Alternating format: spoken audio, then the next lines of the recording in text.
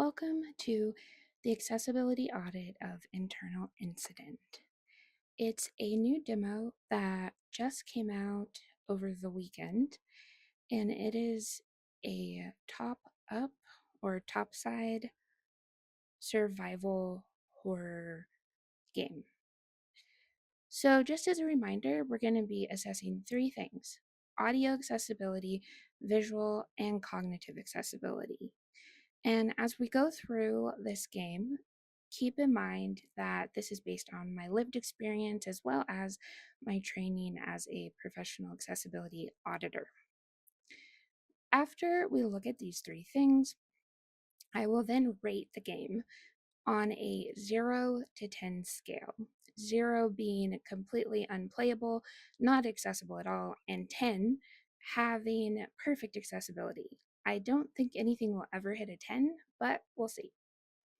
So the first thing that happens in this game, there's no way in the demo at least to turn the sound off. So that is a significant issue considering the sound is actually quite loud. I cut it out of the video so it didn't interfere with my voiceover, but it is very loud, so warning if you decide to play. Right now, the demo, you cannot turn it off. There is no accessibility menu for this game.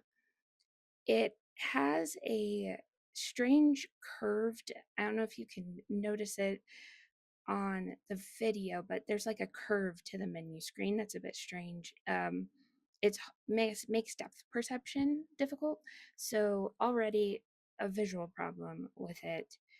Everything automatically is set to high, so I just turn it down to medium so that I make sure I can actually run the game okay.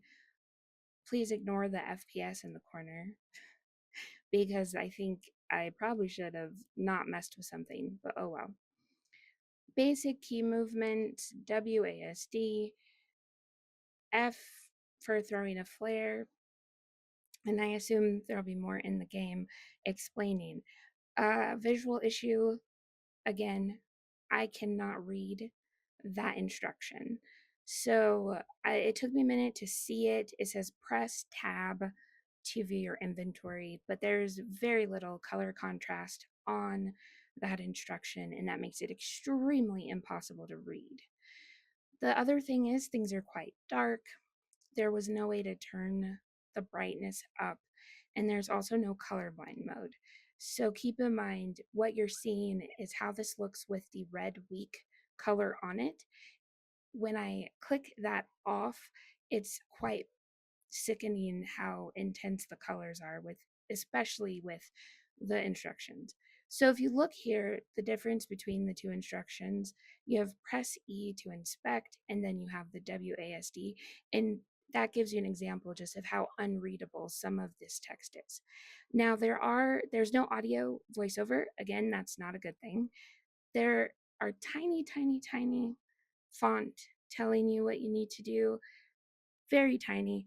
It the and this could just be a bug in the demo, but hitting E didn't actually grab the key from the jacket, which is what that tiny little font is saying. So again, for audio and visual, it is already not accessible. For cognitive disabilities, it is also not accessible because there are no clear instructions based on you can't see them. And navigating in this perspective is challenging for me personally because of my vestibular disorder, but also cognitively because everything directionally is different when you are looking from a top to the floor. It's not the same as just like walking straight ahead or in first person. So it's difficult to figure out directionally where to go. I had this same issue with the OG Resident Evil games when they were in fixed third person. So I have a similar barrier to that where directionally it's hard. Another issue is your mouse is how you look, and your keys are how you move. So it requires a level of coordination.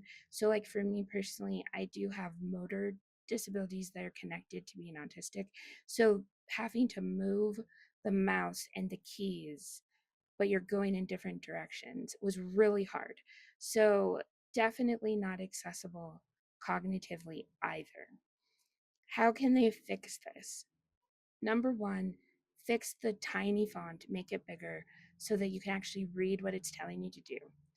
Add colorblind compatibility, because a lot of people will play in colorblind mode, and not just because of colorblindness. Colorblind mode also helps with cognitive, depending on which you need. So a lot of people that are autistic will use a certain colorblind mode as well, or ADHD, or any other neurodivergence. So add that. You also need to fix the color contrast on the instructions because it is not working. Having a tutorial to get used to this like top side navigation would be really beneficial, because I know that this first part is supposed to act as a tutorial, but because it's not legible, it just doesn't work. It just doesn't work at all. And having a way to navigate, and oh, and let me point this out as well, sideways text as an instruction, that's a big no-no. That makes it impossible to be accessible. Don't do that. Take that away. Make all the text face the same direction. That is really important, and not just for disability, but just anybody playing this game. That needs to be front facing, horizontal, not diagonal. So overall, I don't play a lot of games that are in this format because they're usually not accessible to me. And this one, I like the idea. I like the visuals aside from the accessibility issues that it has, but it is unplayable.